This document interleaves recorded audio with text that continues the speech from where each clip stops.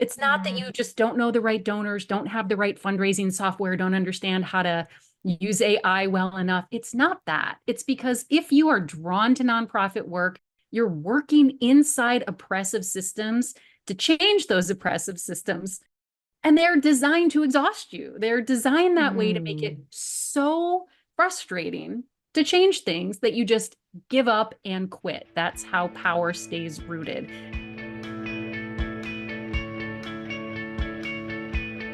Welcome, everyone. I am so excited to be here today with Radha Friedman. And Radha, welcome to What the Fundraising. Thank you. I'm so excited to be here. We have had a funny start to today because technology was just not our friend there for a moment. But what it took was unplugging it and plugging it back in, which I actually feel like is sort of the perfect metaphor for the conversation we're going to have today around sort of like burnout and fundraiser wellness and all the things. So let's start with you just introducing yourself to everyone, telling them a little bit about you and your book and your work, and then we'll dive into the juicy stuff. Wonderful. Thank you so much. I am somebody who was a fundraiser and then became a grant maker and then became a foundation trustee. And now I serve as a philanthropic advisor, which is really like a connector between the people who have the funds and the people who need the funds. And I have spent over 25 years working in the field, starting with work inside microcredit organizations, then working in nonprofits that were focusing on land rights and poverty eradication, and then a World Justice Project, which was looking at all kinds of justice systems across the world. So my work has spanned 60 countries, and I've seen a lot of different things in the sector, which means I understand some of the connective tissue that's missing and how people sometimes aren't speaking the same language. And there are silos that unintentionally get created and that get reinforced. And I'm trying to break them down. Amazing. And you also wrote a book. And I wrote a book this past year, which is called Fundraising Without Burnout. And I think burnout is a subject that probably a lot of listeners can relate to. And I know burnout has been really widespread in these last few years, especially since COVID, things have been really exacerbated. But I really think that burnout is an issue that is especially prominent in the nonprofit sector, because nonprofits are the ones that are really the safety net where governments fail and that really have had to pick up some extra challenges these last few years to care for their communities amidst a lot of hurdles, crisis after crisis, a lot of political uncertainty, a lot of economic uncertainty, all kinds of things. And I think people are just now really at a breaking point. So I wrote this book because I really was noticing a trend of people coming to me for not just consulting work, but coaching work and telling me privately how burned out they were, but feeling really alone and isolated. And I really wanted to spotlight and lift this conversation up to let people know you're not alone in feeling this. And most importantly, there's nothing wrong with you. There's nothing that you need to fix about yourself. It's not that you just don't know the right donors, don't have the right fundraising software, don't understand how to use AI well enough. It's not that. It's because if you are drawn to nonprofit work, you're working inside oppressive systems to change those oppressive systems. And they're designed to exhaust you. They're designed that way to make it so frustrating to change things that you just give up and quit. That's how power stays rooted. So I wanted to write this book to help people know you're not alone and here's what we can do. Ooh, okay. We're going to have the hardest time ever, like keeping this conversation contained, but that's okay. This will just be like a little teaser for everybody. One of the things I remember telling you when we first met, like I had finished writing my book and I had sort of like been in this little, like, don't talk to anybody mode. I mean, also I had just had a baby. So I was like in my little cocoon. I wasn't kind of paying attention to what was happening. I think part of that was because I was like, I knew if I was like, now that I've been going to conferences again and talking to people, I literally end every conversation. I'm like, oh, I wish I had that in the book. And oh, I wish I had that in the book, which I'm sure you went through. But then I found out about your book and I was like, oh my gosh, what if our books are the same? What if like what comes out in my book? And it was so interesting grabbing your book, reading it, loving it, and seeing like just the alignment in some of our own like personal experiences that led to our awareness of certain things happening in our own brains and bodies, and then patterns that we were seeing in fundraisers around us. And then our solutions have some like overlapping themes around alignment and connection and authenticity. And so I'm excited to have this conversation today because I feel like, and I really appreciate your lens around what you just said, the sort of like oppressive systems that are really designed to burn us out. And then when we're burnt out, we can't connect, right? Like we can't be authentic, we can't build relationships, we're in survival mode.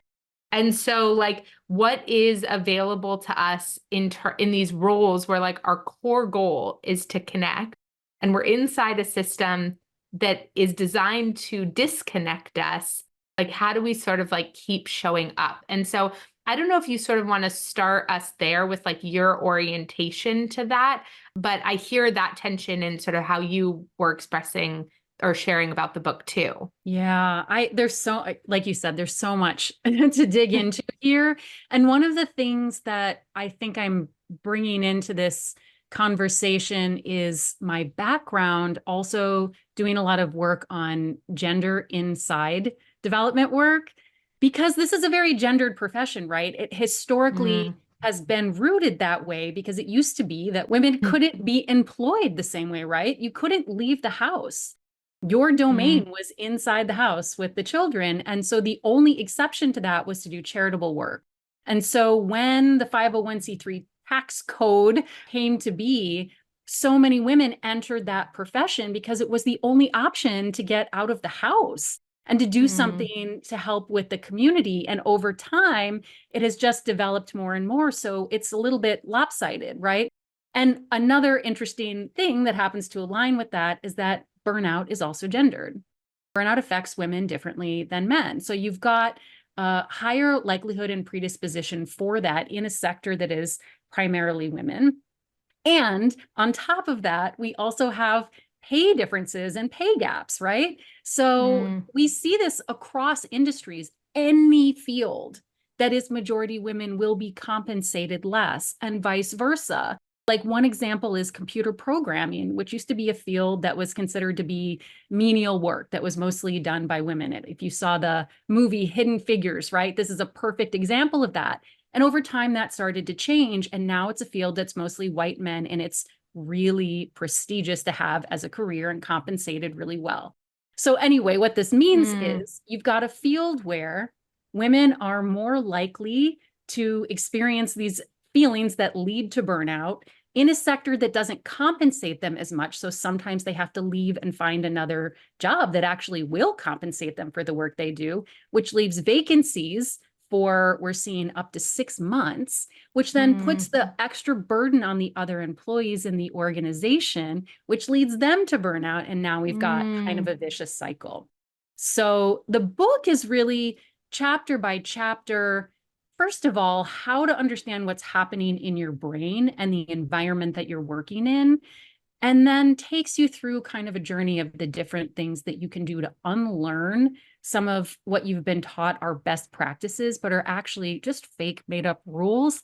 They're kind of toxic because you live in the nonprofit sector kind of lives in this scarcity mindset, not this abundance mindset. We are literally rewarded for what we can do with less. And you get almost penalized if you're seen as having too much or doing something that people might consider as gratuitous, like giving your employees extra time off or giving them some sort of wellness budget or, God forbid, sabbaticals, right? So it's unplugging from the matrix in a way, step by step through the book, and then talking about some of the things that we can do to subtly shift into different mindsets. Because when you bring your full self and have the energy to do that, of course, everyone's going to benefit, including the funders. Yeah. Okay. So because you have that funder lens on as well, I'm curious, like, I feel like, so that was one of the similarities I saw in our book. Like, I talk about the history of the nonprofit sector, how that's led to these like core scarcity beliefs, how those core scarcity beliefs lead to these core transactional ways of fundraising that we've been taught. And those transactional ways of fundraising feel horrible to us and to donors. And so then we see this like exodus from the sector and donor giving declining because this doesn't feel good to anyone. I'm curious, like with the donor, that piece around scarcity mindset and sort of like how we're rewarded for doing, more with less. And then also, I think the ways in which we perpetuate that a little bit in the sector, right? Like we boast when we have done something for a little amount of money, or when we say, every time we send an email saying 100% of your donation will go to this program, is like us continuing to virtue signal that is somehow the right thing to believe. And then we, out of the other side of our mouth, complain about the overhead myth, but it's like we also actually perpetuate it a lot ourselves as fundraisers. And I was totally guilty of this. I'm curious, like when we think about how to talk about these things with funders and we think about these ingrained beliefs, how much influence do you think fundraisers hold in their ability to walk funders through some of this stuff? And like, what kind of bravery and courage do they need to open those conversations? And what does that sound like? It's incredibly intertwined with these other conversations we're having in philanthropy right now about some other outdated practices, right? Like the decolonizing wealth project and movement around some of our behaviors and how we are unintentionally replicating colonial, pretty racist, but at least white dominant characteristics in our workplaces, right? And then there's also participatory grant making, community centric fundraising, which is a lot about not competing with one another, but really going back to our roots of mutual aid, where we were all working together to support one another. So the good news is there's some support for having these conversations right now with donors, which are fundamentally hard because the power imbalance is so present in the room, right? They've got the resources and you need the resources. And it's tricky sometimes to rock the boat and to have that conversation. And yet we really need to have the courage to have those conversations, in part because sometimes people need to hear things a few times before they actually take action. And you could be maybe not the first voice to say it, but the one that says it in a way so that the funder actually hears it differently and realizes that they need to do something different. I also feel like there's a fundamental shift that needs to happen with the silos that we've created, where funders are having a conversation about, let's say, climate change in one room, and nonprofit organizations are having that same conversation in a different room, but we're missing out on this incredible opportunity to work together and talk with one another about some of the core challenges because of that fear that if you say the wrong thing, your resources will be taken away.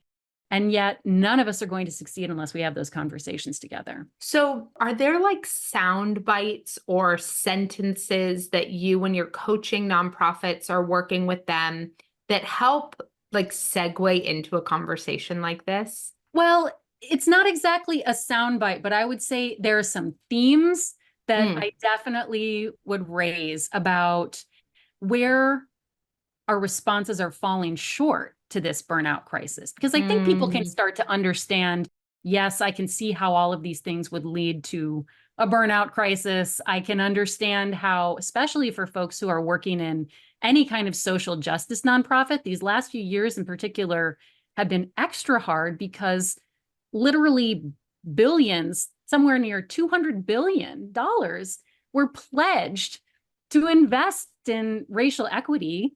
And then we were still waiting. There was a great article in Forbes about how 90% of those pledges never materialized into donations, right? So it can be very exhausting, but I think people can understand and wrap their heads around how we got here. Where they start to get stuck is, and now how do we get out of it? Where do we move forward from here? So where our responses are falling short are, I'll just break it down into three major themes. One is we are still placing the blame on individuals rather than systems. These are system problems that we're working with, so they need systemic solutions as well. The second thing is we don't give fundraisers enough support.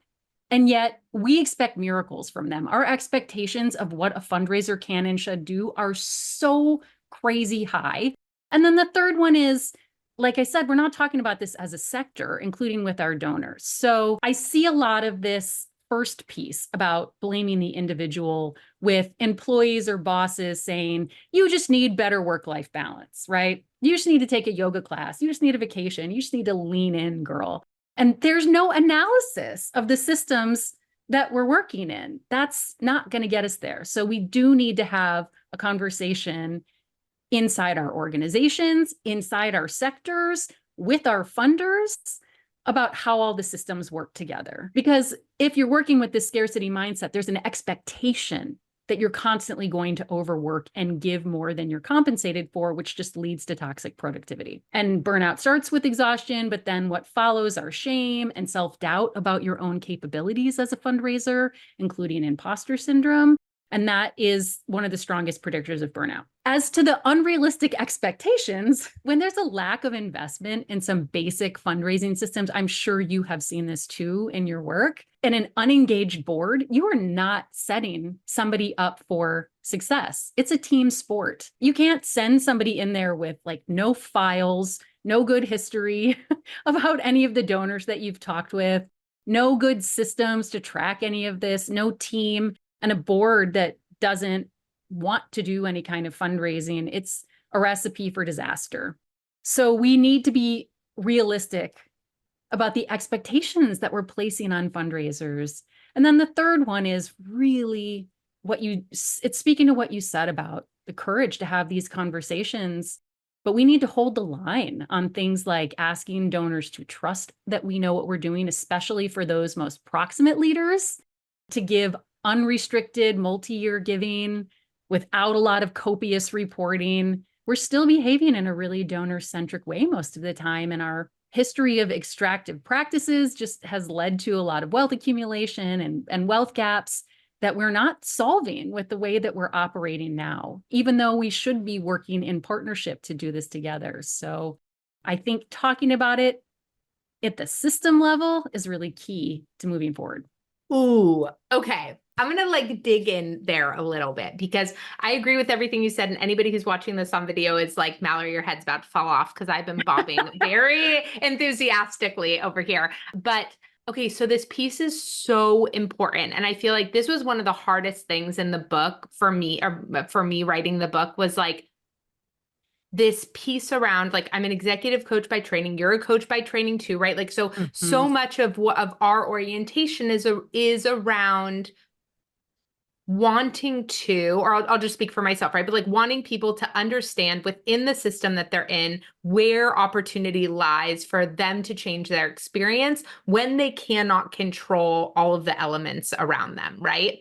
And so there's this it's not even tension, I don't think. Well, maybe it's nuance, which our world is not that great at right now. And so I like kind of I've been really finding myself in this place of like, yes, like the system is creating this situation and we need to change the system.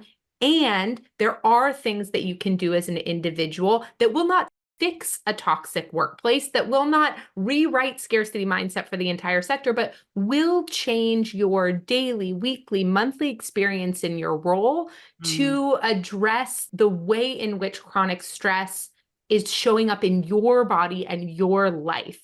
And I'm just curious, like, how do you, and I think you do a really great job of it, of like kind of holding that line and like opening that space for curiosity and but I feel this tension, I'm sure you do too, between this sort of like these narratives around how do you help fundraisers do these things? Because if they just do these things, then these other things are going to improve. And it's like, okay, but if we could just improve those other things first, then that would actually also make it a lot easier for them to do those things. And there's just this kind of like back and forth. I'm curious, what like your orientation to that too. I love that. And I think this, like so many of these larger conversations about the biggest issues we're trying to tackle in the world, still comes down to this micro macro yes, we need the systems to address it. And also we each need to do the personal work. We all have so much personal work to do. We all have so much healing to do. We all have so much shadow work to do. And when you are balanced and when you are in a space where your system is regulated, it's a lot easier to do that than when you're totally fried. You don't have hope anymore. You're just trying to get through the day. And so part of what I was trying to do with the book is recognize that this is really for the fundraisers who are in that place of burnout where I was however many years ago, right? Remembering exactly what that felt like, what led me to the work that I'm doing now, and writing to them. And I shortened the book to make it kind of like short and sweet and here you go. Because I felt like if I make this too big, people are already overwhelmed. They're going to feel even more overwhelmed and they're never going to finish reading it. So it is about, for the average fundraiser, for the person who, I don't know if there is an average fundraiser. I think every fundraiser is extraordinary, but for the person who's in that place right now where you're like, I don't know if this is for me. I don't know if I can keep doing this. It is walking you through understanding how we got here, the systems we're working inside of, a little bit of nerdy brain science also that you can, so you can start to understand why you respond the way you do and how those patterns have developed and how you can change those patterns. So much of our lives is our unconscious mind working, really so much. And most of us don't spend that much time unprogramming and reprogramming some of the garbage that's just gotten in there. It's like cleaning out a filter, right? So resetting, figuring out how we can get ourselves regulated, some tips and tricks and tools to do that, some conversation about what rest truly looks like for you, because it's not a one size fits all. And I think that there's often a misunderstanding that rest just means sleep. And there's so many different kinds of rest that people need. So I call upon, some of the greats out there whose shoulders I stand on, who've done great research on this. Rest is resistance, the 7 types of rest, to really think about what would it take for you to restore and repair anything that feels like it's been damaged or run down or broken along the way, so that you can get yourself back into a place of balance where you can be your best self in service these missions that you really care about, or you wouldn't be working in these organizations. Okay, there's so many things here. I'm curious, like, what you think about, like, how do we just, I don't know, like, stop sometimes? And I don't mean that even in terms of like the rest. I'm just like, I'm listening to what you're saying. I'm thinking about sort of my own experience, like studying this and feeling this and all these things. And sometimes it just feels like, God, we just need to press like pause for a second. Yeah. Like we're all just like running in this rat race to where, and like, there are just so many organizations that are working, supposedly on equity work, but then inside their organizations are perpetuating a lot of inequities. Oh, yes. In some of the issues that we're talking about here and others, but they're just, I continue to find myself asking this same question, which is like, yeah, but what's the point? Like the point, and hearing people say things like, well, it works well. And I was just on a call with someone today and they were like, yeah, but it works well. And I'm like, what does that mean? Like, does works well just mean money? Does it just mean raise money? And if it's coming from the wrong partners that do not believe in what you believe, and you're having to make all these compromises on your value to get that money, why is it still working well? Or like, why do we consider it that? Like, what are we doing this for? And I feel like it's so hard to even ask those questions when you're in a state of stress and burnout, because the reality of trying to face them or unwind them is so overwhelming. Like, how do we open little spaces for this curiosity and conversation so that we're not all just like running on treadmills to nowhere? Yeah. Well, there's so many things I want to talk about here. The first thing is the good news about burnout. It's recognizable and it's preventable and it's treatable if you are truly being honest and paying attention to it, and if you are able to voice it and do something about it in your work. So there are a lot of factors that need to be there, right? A lot of people just push through it and they just say, I'll deal with it later. Kind of like an injury, right? It's the same thing. The problem is if you catch it when it's starting, you can address it within a couple of months. But if you keep pushing it, if you keep running on an injured leg, if you keep pushing, even though you're past the point of exhaustion and you're feeling like you just said, what is the point of what I'm doing? It can take 2 to 5 years to recover from burnout. I ended up feeling like I basically jumped off a moving train. And all I knew was I had to get off the merry-go-round. I could not keep repeating the same pattern by leaving one organization, starting a job at a new one, thinking I'd fixed the problem, only to find myself in exactly the same play, but with a different cast of actors. And I realized the commonality is me. Like, I'm the problem, it's me. And the only thing I could think to do was to give myself what I affectionately now refer to as my radical sabbatical, where I got in the car with my wife and my puppy, and we literally took a month just driving down the coast, visiting friends and family, or camping along the way, and just completely unplugging so that I could get some clarity and perspective.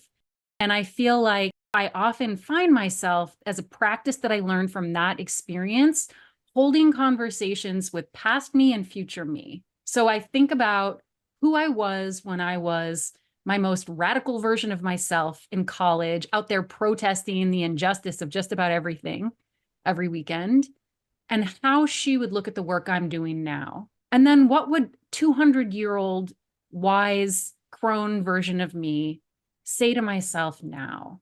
What kind of grace would I give myself now? Because we are also trained to be very hard on ourselves in this work. So there is something to the balance of those two things, I think, that helps me stay aligned in the work that I do.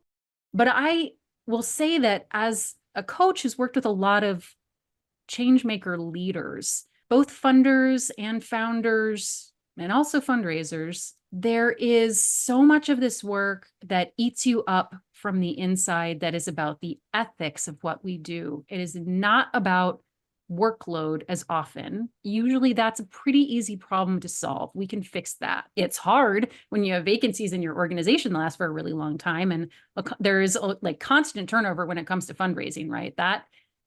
We've been sounding the alarm bells about how much of a challenge that is. But it's the ethical issues that people come to me with, either having to take money from a really troubling source. For example, a company that's producing fossil fuels that then wants to give back, 2% so that they can save the rainforest. Or it's situations I found myself in when I was much younger in my career, where I was put in rooms with old white men donors because they thought that donor would respond more favorably to a young girl in a short skirt. It's being put in situations where you're constantly wrestling internally with your role in something that doesn't fundamentally feel good and feeling like you're powerless to do anything about it. So part of the book also is just understanding all the factors around you so you can reclaim your power. Yeah, I think what I appreciate so much about like your work and this conversation is just the like expansiveness with which we're talking about this problem, because I feel like it gets so reductive, right? To like, and we over focus on overwork, and we're just sort of like, I work nights and weekends, and so I'm so burnt out, right? And it's like, well, actually, probably the burnout is more related to the pressure you feel, the uncertainty you have, the rejection you've been dealing with from fundraisers, the power dynamics at play, and the isolation being the only fundraiser in your organization. And those are solvable in very different ways, and maybe not as easy as just throwing some PTO at the problem. But for everybody who goes on a week vacation and comes back, and within 5 minutes, you feel exactly the way you felt the day before you left for vacation, that's a sign that it's not just the overwork. It's like these other factors that you're talking about, that I'm talking about, that require a deeper look so that we don't try to like bath bomb our way out of the mess that we're in. So I really appreciate the way you're sort of like breaking that open and moving us from this sort of like making this an individual problem to be solved to saying like, yes, there are individual opportunities for improving your experience, and there's a collective responsibility to create conditions for success. Completely. And when you look back at history, you find that these moments of collective action where people stood up and said, this is not working, we need to do something about it, are some of the most powerful, where you just feel like, hell yeah, I'm proud to be part of this movement, right? I'm glad that I use my voice in this way. I was just thinking about how, we're in the midst of Pride Month, right? And I was reminded that in Sweden, years ago, when homosexuality was classified as an illness, activists came together and started this nationwide campaign where everyone called in sick to work because they felt gay. And that is how they got things changed and reversed, right? So maybe we can take that kind of inspiring example and think about what we can all do collectively to create a way of working that's more sustainable for our whole sector, and that really fills us with joy and optimism about being the change we want to see in the world. Yeah, I love that. And I love that sort of like the power in, all of our sort of like enoughness, like, both enoughness in ourselves. And I said that, and then I was like, what I really mean is like, we've had enough, but I kind of mean both, right? That we've like hit this moment where it's just like, this can't, that's one of the things that worries me sometimes about the way we do things in nonprofits. And I'm not one of those people that's like, let's look at the for-profit sector for how we should do like X, Y, and Z. But one of the don't do that. but one of the things I respect about fundraising in startups, and you're gonna be like, wait, where is this going? But one of the things that I respect about fundraising in startups is the way that it's like, there's this amount of money to do this thing, and they either raise it or they don't. They don't raise a fourth of it and then still do the thing with the fourth, right? They don't and I feel like that is like the one thing, or like the one attitude I wish I could see more of, which is like clarity around what it really takes for us to do the things we want to do, and then not compromise that when we're given a scrap of it. There's so much conversation about what it truly takes to do this work, including the true costs, including things like overhead, including things like wellness for employees. There's so much of the conversation that we haven't been having with our funders, again, because of that power dynamic and being afraid that they're going to tell us no, that I think it's just time we change. Like, we already know what's behind door A. We might as well ask for what's truly needed and make that the norm. Yeah. And I think, you said this at the end of what you said a few minutes ago, but like, that is better for the funders too. Like, I think, sure, maybe there are funders that, whatever, have bad intentions, but I think the vast majority of funders, they really do want to make an impact in the area that they are trying to make an impact in. And they don't know, they don't know, they're just regurgitating the same limiting beliefs that everybody's regurgitating, and nobody's ever challenged them on any of these things, right? And so they think that they're doing the best thing, and to even have a trusted partner say like, hey, I know this is how, we've done things in the past, and we have made things work with this amount of money because we have seen your passion around it. We have felt really passionate around it, and we've wanted to. And we're getting a little bit more honest with ourselves around the toll that that's taking and the way in which it's holding us back from achieving the impact that both of us want. And so we want to venture into a different type of conversation and have a partnership that looks really different. Like, are you open to that? Completely. You just made me think about how last week there was an article that came out, I think in Stanford Social Innovation Review, about how like a decade ago, the big trend was strategic philanthropy. And that was seen as the gold standard and the best practice in the industry. And now they're realizing that it totally didn't work. It did not work. And they spoke pretty openly about how everybody was having these conversations with funders to try to make themselves seem like, well, we're doing strategic philanthropy. Of course, we're doing what you want us to do. But when they looked at the data, none of the problems improved. In fact, things got worse overall. And so I think what a great way to use that example to say, we tried to follow an industry best practice that we all said does not make sense and is not going to work. And look where it got us. Now's the time to do things differently. Let's be honest about what it really takes to do this work. Like, these are big, intractable issues we're working on, or else somebody would have solved them by now. So we just need to go into it with an approach that we have to be all hands on deck, working in harmony to do this.